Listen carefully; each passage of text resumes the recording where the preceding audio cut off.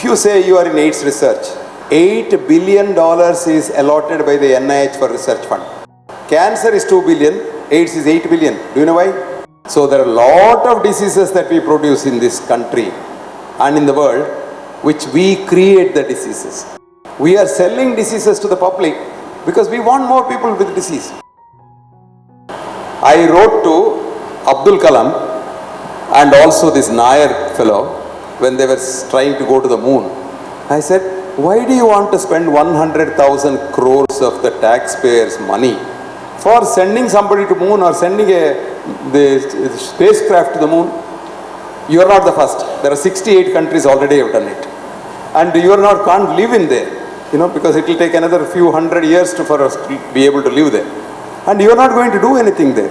On the contrary, today, I wrote to them, I wrote about 15 years ago, there are 67 million children in India born like you and me who are dying at a rate of 218 per hour for want of food. And they suffer from a new disease which I wrote about 15 years ago called AIDS. You all heard about AIDS? Who has not heard about AIDS? How many of you heard about AIDS? No one. Do you know why? AIDS has money behind it. AIDS has no money behind it. AIDS is such a small disease that only about 30 million people in the world have it. Here in India, we have 67 million people suffering from nutritional immune deficiency syndrome. All that you require is food, not oral polio vaccine, live polio vaccine. Because there is no protein inside, you will give live polio vaccine by the mouth and it can't produce any antibodies. And gastrointestinal tract itself is the headquarters of the immune system. So they mutate into very powerful P1, P3 system. And in India today, the wild virus has disappeared because we have given 30, 40 doses of virus to a poor child. But there are now enough cases of vaccine polio and children are dying. Do you know that? No.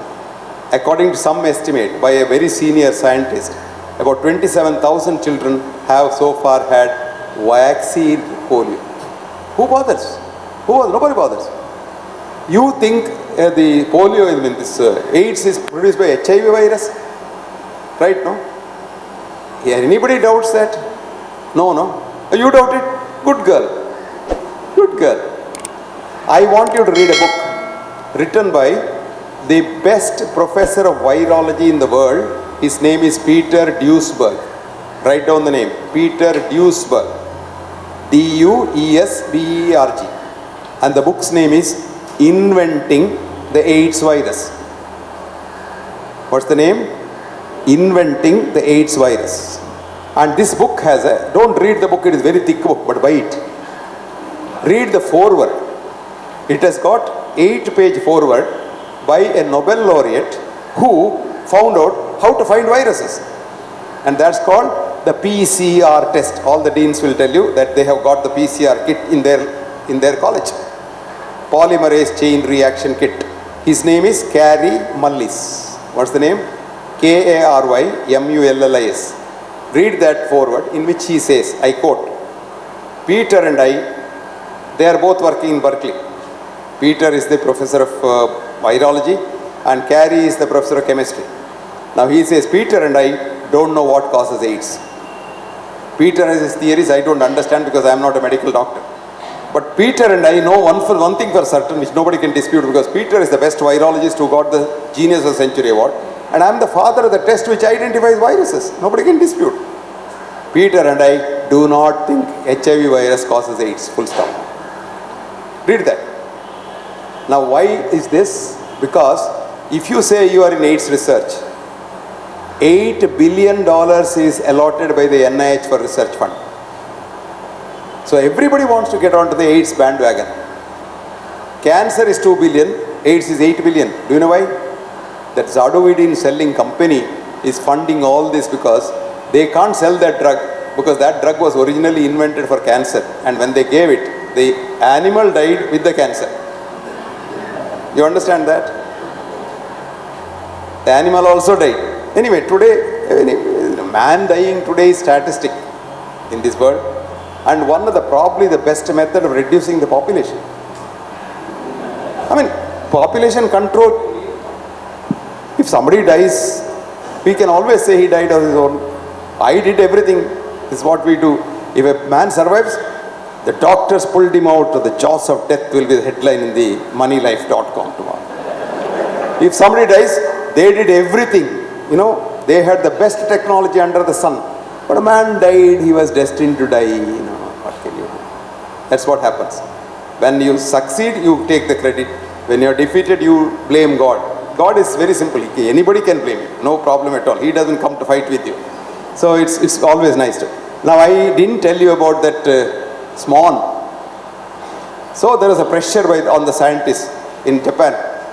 We can't have postpone the Olympics. Find out the cause. Immediately so many people came up. It's a viral disease. Because virus you don't see. So many papers, virus disease. One fellow came out with a fantastic idea. It's a Kuru-like slow virus. It slowly kills you. But there was one doctor, a good doctor, a very good family physician in Tokyo suburb. His name was Dr. Kano. Any family doctors here? This Kano fellow was keeping a record of every one of his patients. And he went through, he had about 10 patients with this swan who died. And he went through the records and he found each one of these patients had taken a medicine for diarrhea, which was in India also at that time, called Mexaform. It's a quinoline derivative. And only those who took the Mexaform died of swan. So he wrote a letter to the government saying that, why can't it be a drug reaction? Then they investigated and they found this is a drug reaction to Mexaform, and Mexaform was withdrawn. Disease died a natural death. So there are a lot of diseases that we produce in this country and in the world, which we create the diseases. There is a nice book if you want to read. It's called Inventing Diseases. What's the book's name? Inventing Diseases. And the author is a professor in Germany. Only problem is this book is in German. So if you can buy the book and ask Sucheta to get it translated to English, it will be nice. I have a translation, but personal translation, it is in the internet only. I can't give it to you. It is patented by the author. Now, this book shows beautifully how we create one by one diseases. If you don't get that book, doesn't matter. Go to the internet. There is a journal like Sucheta's journal, which is free, called PLOS Medicine. PLOS.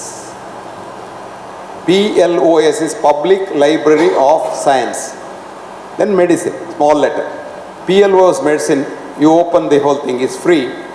And then you say, Ray Moynihan, R-A-Y, M-O-Y, yes, M-O-Y-N-I-H-A-N, Moynihan. This fellow is the editor-in-chief of the journal, and he has brought out a full issue on disease mongering. We are selling diseases to the public because we want more people with disease. Supposing I am selling idlis in Bombay. I want even the Maharashtrians to take idlis in the morning. So I sell my idea that idli eating is very good. I have advertisements in the paper, television, and I show Amitabh Bachchan eating idli in the morning and saying, or Sachin Tendulkar saying, idli is strength and things like that. This is called disease mongering. So you drink a drink in the thing which Amitabh Bachchan drinks, and then you get into disease, so you become a patient. So it's nice, isn't it? This is how we do.